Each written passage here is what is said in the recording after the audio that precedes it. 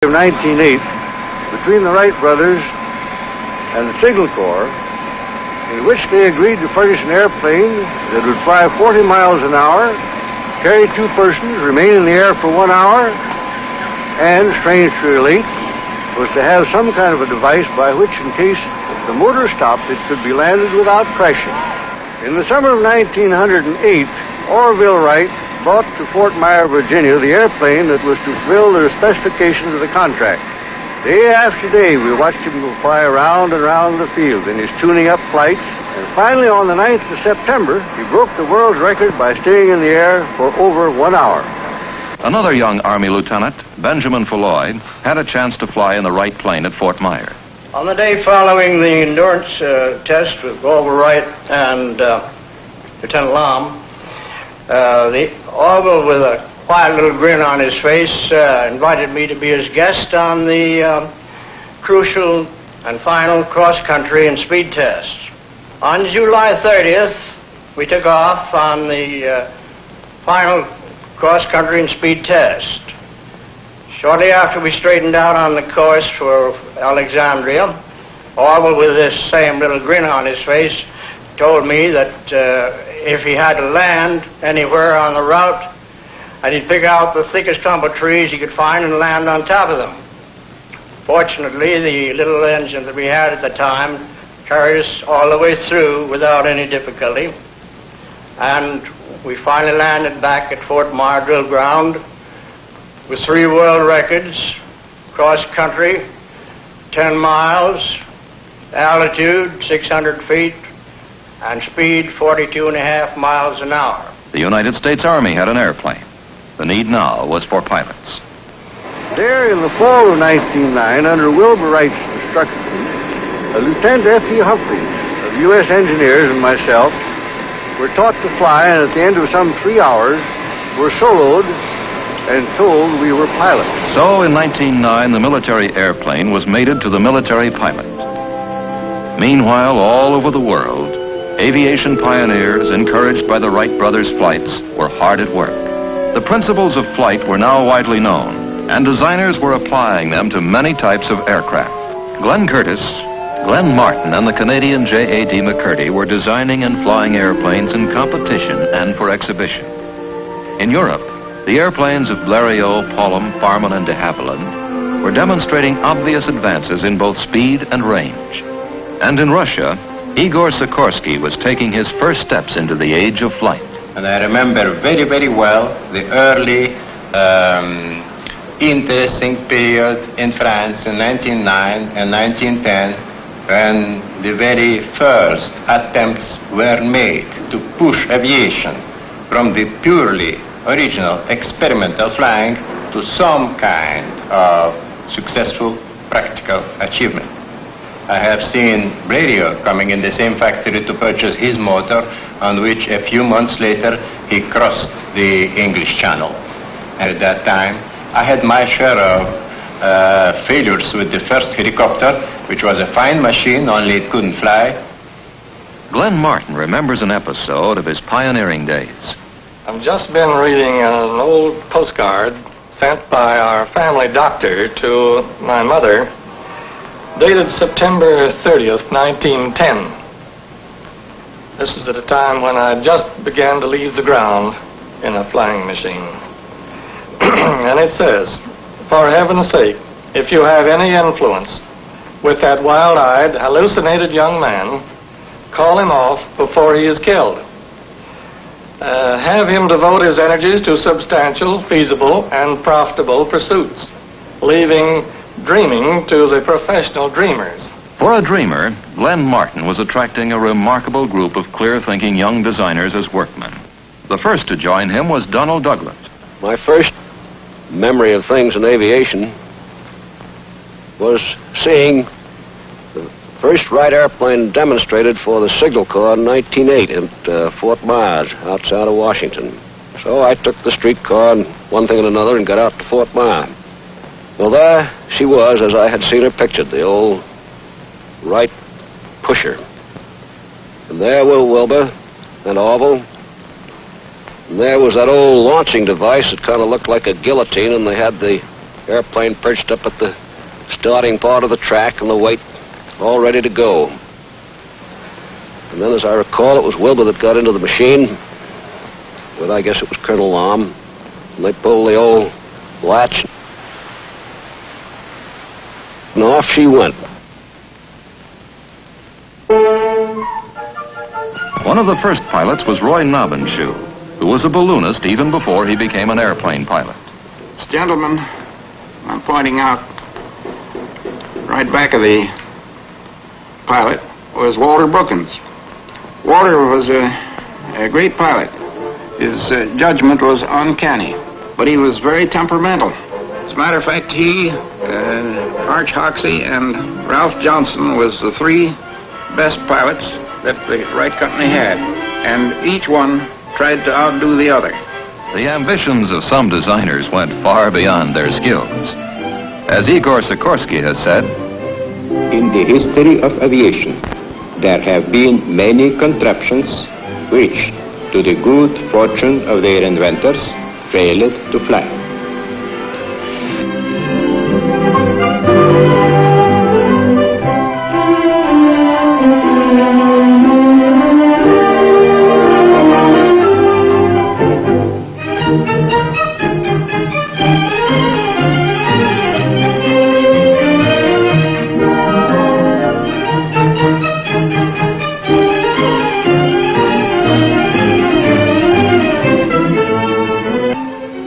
Sperry, whose contributions to the aircraft instrument field were momentous, puts a pre-war aircraft through its paces.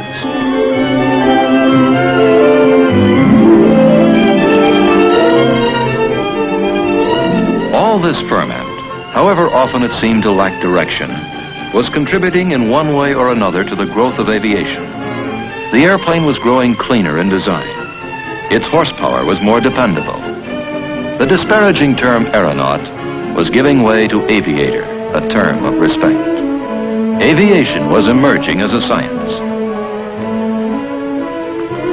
A pioneer aeronautical engineer and educator, Dr. Jerome Hunsaker.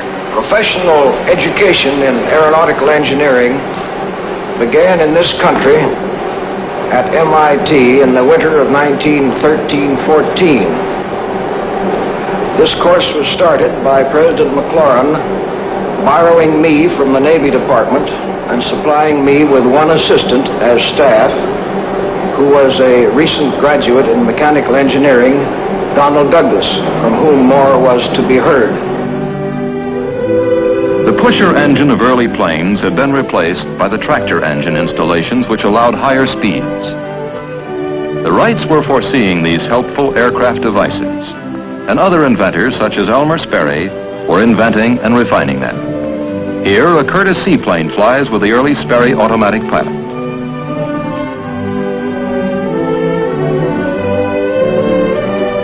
Almost without exception in the first decade of the airplane, the designers were pilots. They built, tested, and flew their own designs. The Wrights, Blériot, Santos Dumont, Curtiss, Rose, Sikorsky, de Havilland, and Martin. At Glenn Martin's, a band of engineers and craftsmen had gathered together whose names and time would be synonymous with aircraft designs of world rank. Donald Douglas, James H. Dutch Kindleberger, Lawrence Larry Bell, Alan Lockheed, John Northrop. The United States was the cradle of flight. Inventors of a high order had appeared. Our pilots were unmatched. First-rate designers emerged. Brilliant men specialized in the components of the airplane. But as a pioneer who specialized in aircraft horsepower, Frederick B. Rentschler summarizes. Prior to World War I, our most important contribution to aviation was the flight of the Wright brothers. From December 1909 to March 1911, 13 months, the entire United States Air Force consisted of one officer, myself, one civilian mechanic, 8 enlisted men, 1 airplane. The government at that time wasn't very keen about turning money loose for flying. I had the great appropriation of $150 allotted to me to take care of the airplane for the entire year 1910. Two air-minded young lieutenants shortly joined General Falloy, the one-man Air Force. They were Hap Arnold and T. DeWitt Milling. Looking back 42 years ago to March 1911, the month in which General Arnold and myself were ordered to Dayton to learn to fly with the Wright brothers, and to think of the plane that we used at that time and see the advance that has been made since, it seems incomprehensible that one man in his own lifetime could live through such progress. After our very brief period of instruction of about a week, 2 to 3 hours in order to learn to fly, we were sent to College Park, Maryland.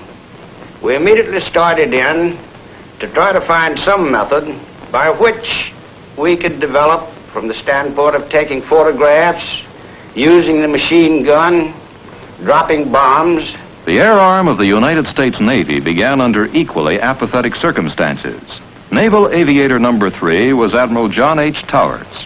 In the autumn of 1911, when I was quite a young naval officer serving aboard one of our battleships, I got the idea that I wanted to learn to fly, that naval aviation would amount to something for naval purposes. So I put in a request to the Navy Department, and they came back and quite frankly said that they didn't believe aviation would ever amount to anything. But if it turned out to be otherwise, they would consider my request. During that winter, Congress appropriated money for the Navy to buy 3 airplanes, so they were in it whether or not they wanted to be. And then they decided to select 3 officers to be taught to fly as part of the contract with the manufacturers of the airplanes. I was fortunate enough to be one of those 3 officers. The other 2 were Ellison and Rogers. I also became a very close friend of Glenn Curtis and was associated with him throughout his whole life. The man had an enormous amount of vision. He had already conducted, in cooperation with the Navy, tests of landing an airplane on a platform, on a cruiser, and also of taking off. But he had in his mind then the idea which later developed into the powerful carriers that we have today. The airplane now had official recognition, both from the Army and the Navy, but it was a cautious acceptance. The time-forged armament still held sway. When the fledgling Army flyers experimented with a primitive bomb sight and a Lewis machine gun, installed in aircraft at College Park, Maryland, they landed and foresaw whole battles that someday might be fought in the air. The War Department promptly pierced that bubble. An official spokesman pointed out with finality that the Army had airplanes for just one purpose: reconnaissance.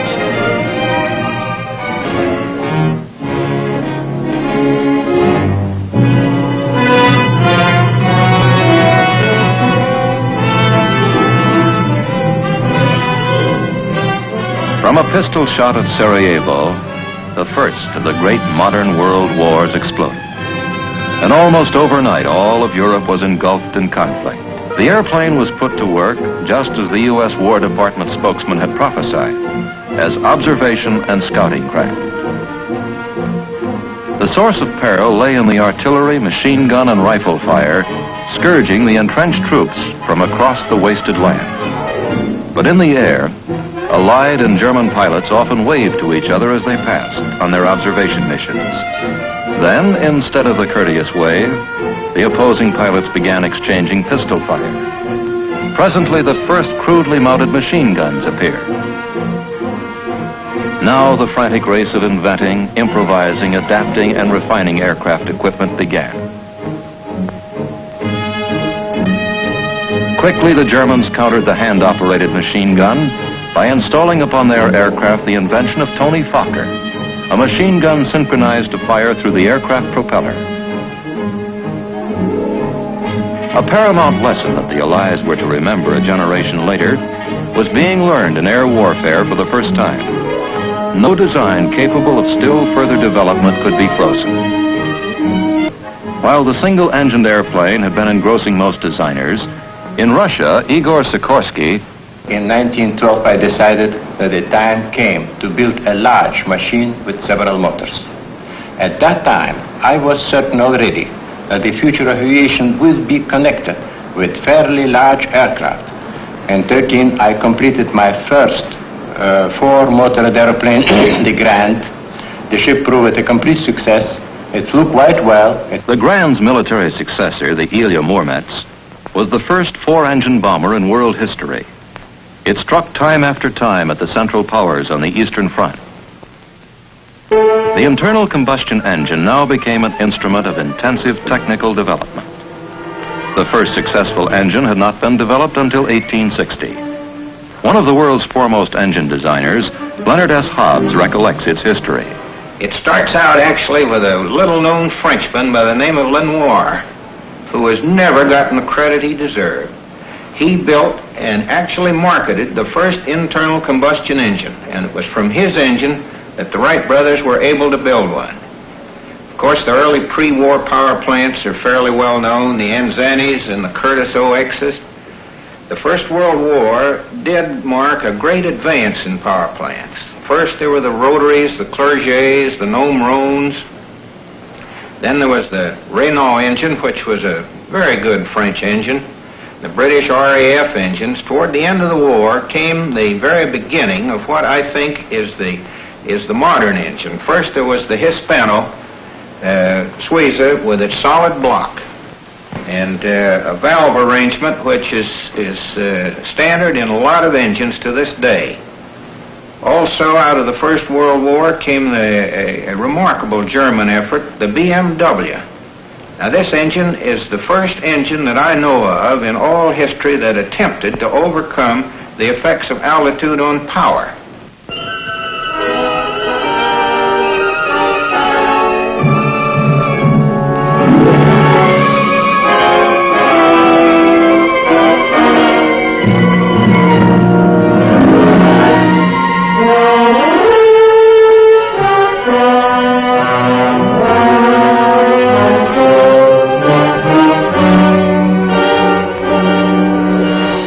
Into a conflict in which European antagonists had been tempered by 3 years of savage battle, whose equipment had been perfected by the necessity of survival without regard to cost, the United States now plunged.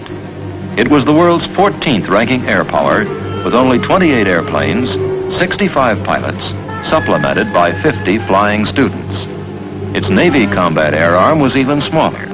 Its industry lacked integration. The nation that had allotted Benny Falloy $150 in 1910 for maintenance of that year's Air Force promptly voted $600 million to fulfill a plea by the Allies to have 5,000 airplanes and 4,500 pilots on the Western Front by the spring of 1918. Our national mistake was the assumption that an instrument as dynamic as the airplane could be designed, tested, and developed overnight. Thousands of rookie pilots training in the United States and in England and France had an inspiring example of American air combat performance through the brilliant exploits of the Lafayette Escadrille, a team of American volunteers who had joined the Allied cause in 1916. But American performance had its hours of frustration. One of the first young pilots to see action in France with the 1st Aero Squadron was Oliver P. Eccles. We'd been equipped with a new type of French airplane with a new and very much improved engines. These airplanes were assigned to us. The squadron had the strength of 18 airplanes, and we were assigned the mission of supporting one of the American divisions one afternoon in the attack. Our airplanes took off 18 strong. During the afternoon, all of the airplanes force landed from engine failure. Fortunately, none of them behind the enemy line. The pilots of World War I made the term dogfight synonymous with their work. America's top ace, Captain Eddie Rickenbacker of the famed 94th Hat-in-Ring Squadron, reflects on the different approaches to combat of the pilots of World War I and the pilots of today. That individualism was possible because the planes were much slower. You'd stay in maneuver. Whereas today, It's impossible because of the tremendous speed, the difference of 100 miles an hour and 600 or 700 miles an hour. We had 150 horsepower. Today, if they haven't got 5,000 or 6,000 horsepower, it's no good. We had 2 little pop guns, 30 caliber, that would shoot sometimes 450 rounds a minute. Today, they've got 6 and 8 50 caliber guns that'll shoot 1,000 rounds a minute. A naval officer whose career has bridged 2 wars in aeronautics, Admiral DeWitt C. Ramsey. From the outset, the Navy's problem has been to bring aircraft into the mobile operating forces of the fleet. The real beginning of naval aviation, let us say, took place in England, where during World War I, the latter part of it, the British converted 2 ships, the Furious and the Argus, and built into them the features which were desirable for aircraft launching and recovery. As a result, the Navy embarked on an initial program of converting the old Collier Jupiter into our first flat top, the Langley. In 1918, as the war began to move toward its climax, American aircraft equipment still had not entered combat. An intensive effort was being made to perfect the Liberty engine. Before the Liberty or any other aerial product of the United States designing boards could be put in action, the final critical offensive of World War I had begun.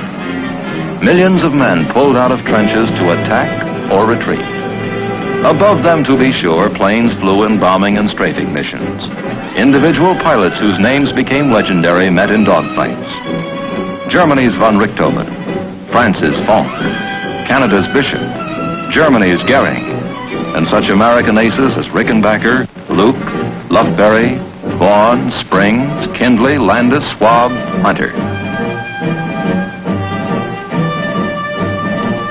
After the war was over, a great many of American boys had been taught to fly, but they didn't get to the front. Of course, after the war was over, they had nothing to do, and there were a great many surplus airplanes. And that is the period when you hear so much about of the days of barnstorming. After the war, with all these surplus airplanes, a lot of the fellows who had been taught to fly then decided to go out and carry passengers and do stunts and regular exhibition flying, principally at the county fairs and state fairs and things of that sort. Both the Army and Navy Air Arms shortly were reduced once again to organizations hardly larger than the membership of a civic club. Yet in both services, the men who remained were uniquely zealous advocates of their calling. Army pilots already had inaugurated airmail service on May 15, 1918, a service that had been under discussion since 1910. William Boeing, who had entered aviation in 1916, was instrumental in starting the first international airmail service on the North American continent. In 1919, Eddie Hubbard and I took a flight up to Vancouver, BC. On our return trip, the postmaster at Vancouver handed us a mail sack for delivery to the postmaster at Seattle. This was the first international mail ever carried by plane into the United States. Brigadier General William Mitchell, who had had a distinguished war record, argued that the Mahan doctrine of sea power had been outmoded by the airplane and pleaded for a separate national air arm. He contended, in seeking a $60 million appropriation for Army air services, or about half the cost of a single battleship, that the United States could begin developing an air force which could hold mastery of both the air and the seas. Larry Bell was still with Glenn Martin when That resulted in Congress bringing about a test wherein one of the targets that we were supposed to sink or try to sink was the famous Oster-Friesland. This ship was anchored about 100 miles offshore, and 6 of the Martin bombers went out, they each carrying a 2,000-pound bomb. They paraded over the battleship, and they dropped the 6 bombs, and only one hit it, and that was by mistake. The rest were timed to detonate at 100 feet below the surface, and it practically exploded the Oster-Friesland. At least it ripped the bottom of the ship from bow to stern, and the ship sank in 4 minutes. The nation accepted the airplane and tacitly agreed with its advocates. But there was still no federal provision for long-range planning and procurement. Nevertheless, a corps of designers and manufacturers stayed with the business. In the ceaseless drive to attain longer range and more reliable performance, the airplane, its engine, its components, and its instruments steadily were growing more complex. But the primary goal was speed. Roscoe Turner. I have maintained ever since that I've been flying that there's only one reason for flying, and that is speed. It's 1910 Curtiss, 49 miles an hour. 1910 White, 61 miles an hour. 1911 Wyman, 78 miles an hour. 1920 Moseley, 156 miles an hour. Maughan in 1922, 206 miles an hour. And 1925 Doolittle, 232 miles an hour. Jimmy Doolittle, a hell-for-leather pilot, whose own cold judgment was that he was essentially a technician. These record flights have a very real meaning. Competition has perhaps always been the greatest stimulus to improvement. A great many great men have contributed to aviation purely as specialists. Sperry, one of the greatest. Colonel Clark, who devised one of the first good airfoils. Sam Heron came along with his cylinders and his fuel, and then Frank Mach with his carburation devices and later fuel injection. Frank Caldwell with his propeller. Our earliest propellers were all wooden propellers, but they had several shortcomings. They were subject to atmospheric troubles, and they twisted out of shape in various climates. And they were also quite thick, so that at the high speed at which propeller tips operated, they were losing efficiency. One of the things which we did to overcome this was to develop a metal propeller, which first was a drop-forged aluminum alloy blade. Being very much thinner than the wooden ones, the efficiency was maintained in better condition.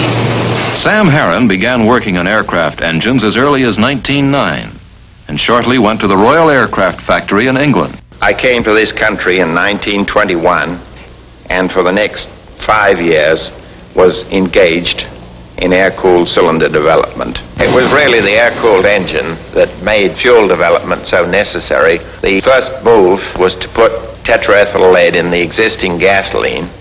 Later, the Air Force got the idea of adding the component that has the high end of the octane scale to the gasoline, and that eventually led to 100-octane gasoline. Frank Mach, the carburation and fuel control specialist. Our carburation work has always had to be a good bit like that of the Wright brothers, in the respect that we could get little guide from the textbook. The automobile carburetor, of course, was designed to operate on the level.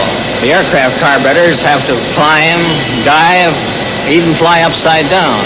Also, they have to go up an altitude where the air is thin. Mach, Hobbs, Sperry, Clark, Caldwell, Heron. The singular devotion with which these men and scores of other specialists pursued their particular fields leads H.M. Jack Horner, whose own specialty of aircraft production combined the fruits of all their labors, to say, that heritage of research, development, the background work that goes into aircraft has continued throughout the whole existence of aircraft and the great improvements that have come there too. Then, midway in the 20s, came two events that turned the course of American aviation sharply upward. First, the government adopted the recommendations of President Coolidge's Morrow Board. These called for a sustained aircraft procurement program built on the foundation of a privately operated and technically competitive aircraft industry. Although both military airmen and technologists were convinced that the airplane long before had outgrown its function as a scout, the bulk of our aircraft still consisted of observation planes.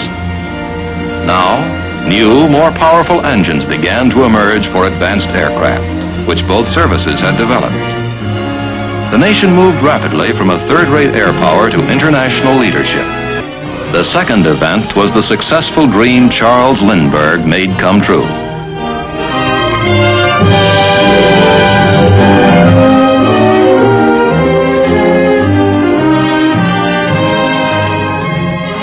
In his single-engine Ryan monoplane, Lindbergh had flown the Atlantic non-stop to Paris. 2 weeks later, carrying Charles Levine as a passenger, Clarence Chamberlain flew the Atlantic and landed in Germany. First of all, we were trying to beat Lindbergh away. And second, we had to keep our plans a deep, dark secret because we had overheard Mrs. Levine say, if I thought my Charlie was going in that airplane, I'd burn it up. We finally got away about 6 o'clock in the morning on the 4th of June, 1927.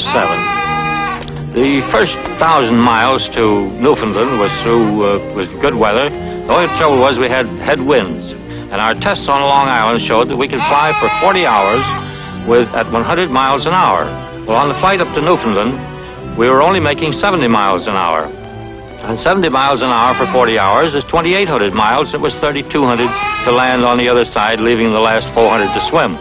Well, fortunately, the wind shifted after we left Newfoundland, and as you see, we made it. The unusual engineering accomplishments of our American aeronautical industry began to bear fruit in the late 20s and early 30s. From a military point of view, for the first time, our various types of combat planes were unmatched abroad. Moreover, we found the solid beginning of commercial air transport. Two famous Army pilots, Carl Toohey Spots and Ira Aker, flew 7 days in 1929 without landing. The question mark flight was an endeavor to use refueling as a means of keeping the plane in the air for a long time. The driving inspiration behind it, I believe, was Ira Aker. The flight did prove that refueling was practical. General Aker remembers an incident that forecast the need for equipment which would permit line flying. In 1919, flying in the Philippines from Manila to Stotsenburg, our station at that time, I ran into a typhoon, and the rain was so heavy that I couldn't see the horizon. I fell in a spin, and only the fact that the Manila Bay was yellow and the rain was darker was I able to recover from the spin and fly home. Now, to my surprise, I found for the first time that when you couldn't see, you couldn't fly. I described this to Lieutenant Longfellow, later General Longfellow in the Second World War, and we began some crude experiments by hanging a plumb bob down across the instrument board and by putting a carpenter's level on the longeron, and got so that with these two aids, we could fly through cloud, through several thousand feet of cloud. 10 years after General Aker's Manila experience, Jimmy Doolittle, in association with the Sperry Company, tackled the problem. I made the first blind flight, the first completely blind flight, taking off under a hood, flying a prescribed course, and landing back under the hood without ever having seen out of the aeroplane. This doesn't sound very important now, but out of that came two instruments, the artificial horizon, the directional gyro, that are today standard equipment on every commercial airplane and every combat military airplane. The Great Depression had come. The industry was hard hit, but nevertheless, new companies developed to meet the increasing complexity of the airplane and its growing use of metals, electronics, and automatic controls. Dutch Kindleberger departed from Douglas to take over North American. Companies were formed bearing the famous names Bell, Fairchild, Northrop, Beech, Cessna. A World War Navy pilot, Leroy Grumman, left civil engineering to enter aviation. We knew that a conventional airplane wouldn't get us an order. We finally ended up with the design of the first military fighter with retractable landing gear, for which we got a contract and which proved to be highly successful, having a speed far in excess of any current Army or Navy fighter of that time. The 30s also were the years in which each summer fierce competition was held to determine the best of the airplane breed. Proof of the individual airplanes, engines, and pilots came in the national air races. With thousands looking on, the legendary pilots raced. Doolittle, Hazlip, Turner, Whitman, Levere, Goulbach, Newman, Fuller, Jacqueline Cochran.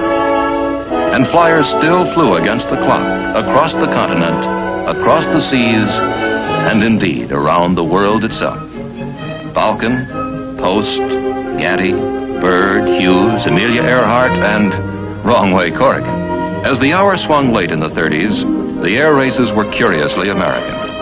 For in Europe and Asia, aviation was not a case of relatively puny efforts in some, such as America was providing, much of it from individual men and companies.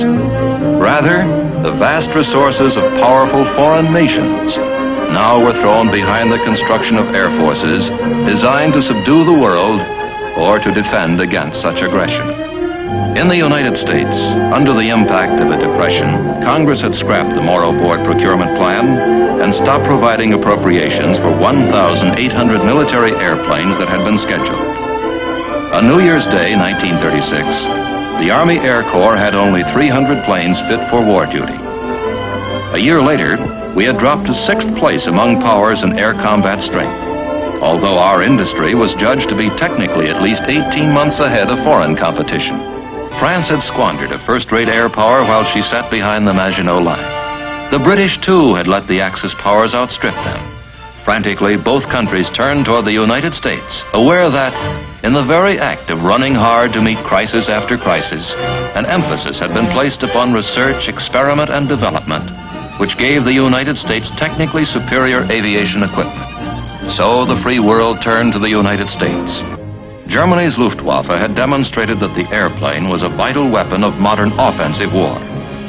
In the skies above England, the Royal Air Force now demonstrated that the airplane was a vital instrument of modern defensive war. The struggle in Europe shook America. A month after Congress had received a bill providing only 61 combat airplanes for the Army Air Corps for the following year, President Roosevelt called for a long-range production program of 50,000 airplanes. America slowly mobilized its productive capacity. It began to draft its young men. It sought to train them with wooden guns, cardboard tanks, and mock airplanes until it could gear its productive capacity to build the real thing. The war spread. Germany seized Norway, turned on its momentary ally Russia, overran Greece, joined its partner Italy in Africa, and encouraged its Asiatic ally Japan.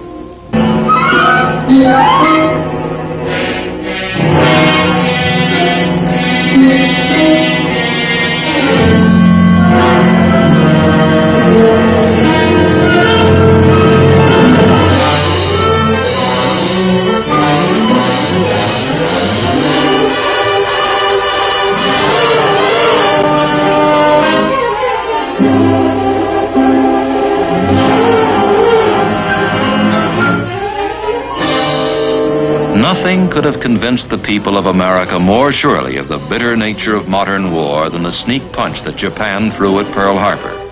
The nation fell to work to expand its token battle forces and its production into a great tide of men and machines. To train men and to equip them required long months, particularly in aviation. Immediately after the President's pronouncement in 1940, licenses were given to the automotive group largely to assist in the production schedules which lie ahead. Nevertheless, until the end of 1943, the equipment which actually saw service on the various fighting fronts all over the world were furnished entirely by the aeronautical industry, because it was a fact that it required 20 months to 2 years for the average automotive company to begin. With their momentum at full flood, the Japanese swept through the Pacific. Jimmy Doolittle and a little band of flyers carried the war home to them in a joint Navy-Air Force operation. I've frequently been asked, what was the purpose and what was the effect of the first Tokyo raid? Well, the purpose was to take the war to Japan, to show them that their island was not inviolate. The effect? Well, the effect was to cause them to divert some of their military strength that was needed in the South Pacific to the protection of the home islands. Slowly, the nation began to regain control of the air and the sea lanes that it had lost in the Pacific. The first great victory was the Battle of the Coral Sea. Captain Thatch, one of the Navy's ablest flyers and tacticians, remembers that battle and the subsequent Battle of Midway. In the Battle of the Coral Sea, for example, the dive bombers and torpedo planes and the fighters came in almost simultaneously, but the enemy concentrated on the dive bombers. At the same time, that let the torpedo planes in, and they did most of the damage. On the other hand, in the Battle of Midway later, the enemy fighters concentrated on the torpedo planes, and the dive bombers came in almost unmolested. I could see them coming down like a huge waterfall, and there were particularly no misses. They were the ones that did the job in the Battle of Midway. From their bases in England, American bombers began to strike at the heart of Germany under the direction of General Spaatz. Strategic bombing was one of the ways of winning the war. And our fighter operations, in a large measure, developed into covering operations for the bombers. In order to do that, we had to have the development that had taken place. Good radio, so the leader of the fighter outfits could not only talk to his own men, but be in communication with the bombers, and in turn get some guidance from ground control stations on the ground by radio. This resulted in a different type of fighting and a different type of operation. But it proved conclusively in World War II that the airplane had developed to such an extent that air warfare became a different war altogether than land and sea warfare. Wellwood Beale, a member of the team of designers who created the B-17, saw the airplane altered from a defensive to an offensive weapon. The conception of strategic air bombing was not fully developed at that point. Originally, for instance, the B-17 was built to protect our coast from an invading fleet, and hence it was called the Flying Fortress. But when we got to England, it was obvious that to use these bombers to the greatest advantage, that we would have to not only get the enemy's supply lines, but the places where he manufactured his military equipment. The British thought it would be easier to do it at night. They'd have much greater chance of success and would be less vulnerable to enemy fighters. And they called their bombing saturation bombing. They dropped large numbers of bombs on a large industrial area. The Americans, however, decided that with the B-17 and the B-24, that they could pinpoint a specific target. For instance, the ball bearing factory at Schweinfurt. In order to do the job properly, decided that it should be done at daytime, where their bomb site was the most effective. At home, the United States had channeled its great energies and its vast technologies to produce in flood the goods of war. And now, with our allies, our integrated sea, land, and air combat team attacked.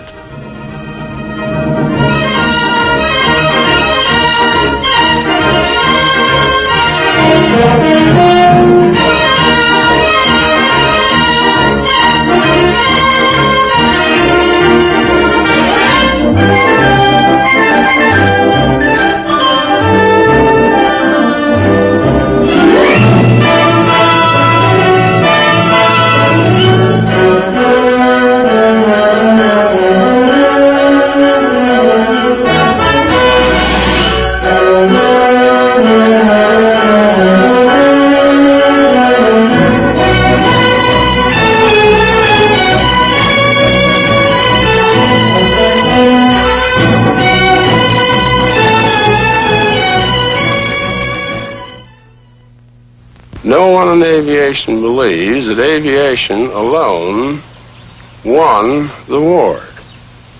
We do believe that the war might not have been won by ourselves and our allies, except that we had control of the air. In the war's closing hours, Germany had employed guided missiles brutally, but without decisive effect. Simultaneously, England and Germany had put a few airplanes in the air powered by a radical new type of engine, the jet turbine. The jet became really important in aviation. The accumulated engineering know-how that this country had built up with its piston engine equipment suddenly became very much less important. This event was really a great leveler in engineering background and potential for all countries. And we had to start over again to try to regain the supremacy which we had in World War II. In their march across Germany, Russia had seized Germany's military tools and designs and many of the engineers who were developing the jet. The Russians now increasingly saw the Allied victory in which they had been a partner as largely their own. The Western world was either bled white by the war or demobilized. Russia and its communist allies alone kept their armies intact. Their whole creed was one of force, and they began imposing that force on Poland, Bulgaria, Romania, and Czechoslovakia. Russia's abrupt belligerence forced this country's attention upon the air power we had let melt away. For the third time in little more than a generation, the nation set about building a modern air arm. This one to be shaped around the fantastic speeds the gas turbine engine provided. Then, in 1948, when the Russians sealed off the land corridors leading to western Berlin, the United States, England, and France countered with the famous Berlin airlift. From their bases outside the Iron Curtain, a steady stream of airplanes flew night and day, supplying West Berlin's 2 million residents with food, fuel, and medicine. Finally, the communists capitulated and reopened the land corridor. Then, they sent their minions into war in Korea. There, the United Nations chose to stand and fight. It was a strange, bitter, circumscribed war. The Air Force's prime striking weapon, its Strategic Air Command, was ruled out of bounds. The first sustained jet combat in history took place in a quadrangle of sky up to 40,000 feet above the Earth, but always south of the Yalu River. Russia sent aloft a first-rate jet fighter, the Me. Only the Air Force's Sabre from the United Nations array of fighter planes could match it. It was a war in which transport airplanes flew 7,000 miles to deliver materiel and to return sick and wounded men. And it was a war in which the helicopter, with its ability to fly standing still and land anywhere, did a multitude of jobs. Among them, transporting literally thousands of wounded from the battlefield to rear area hospitals for prompt surgical attention. Under the impact of Korea, the nation had begun again to turn out modern aircraft in quantities. Mundy Peel, the chairman of the Industries Association. That we as an aircraft industry are at the present time turning out about 14,000 airplanes. At the moment, we are a healthy industry. We have to pour back a tremendous amount of funds into research and development, funds that we earn when we make the airplanes. This is a very healthy thing. It creates competition. We want competition.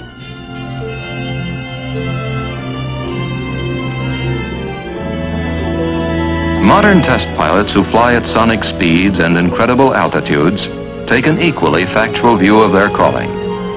Tex Johnston sums up his philosophy after putting the J-57-powered B-52 through its paces. After 12 years of testing, 10 years in the jet field, involving the first jet airplane to fly in this country, the P-59, the first rocket airplane to fly in the United States, the X-1, incidentally the first airplane to fly faster than the speed of sound, the B-47, the B-52.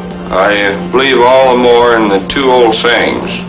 First, that one test flight is worth 1,000 expert opinions, and the other one for the flyboys, the altitude above you and runway behind you will never do you any good. Chuck Yeager, the first man to fly through the sonic barrier, and Bill Bridgman, a test pilot who has flown almost twice the speed of sound and has piloted a plane at an altitude of 79,000 feet, discussed their calling in language peculiarly their own. Certainly enjoyed the work. I think launching's the only safe way to get into that kind of flying. It's a heck of a lot safer than takeoffs, that's for sure. Yeah, and you burn so much fuel when you take off before you get up to the altitude where the airplane can drop you. And I personally think that's the most fun involved in a flight is when the guy cuts you loose, you're just hanging there for a minute, just like on a roller coaster. And so the airplane has evolved from the Wrights, whose first flights at Kitty Hawk were at speeds hardly faster than an athlete can run, to speeds today where the Bridgmans, the Jaegers, and the Johnstons travel faster than a bullet. Horizons far beyond today's achievements still beckon.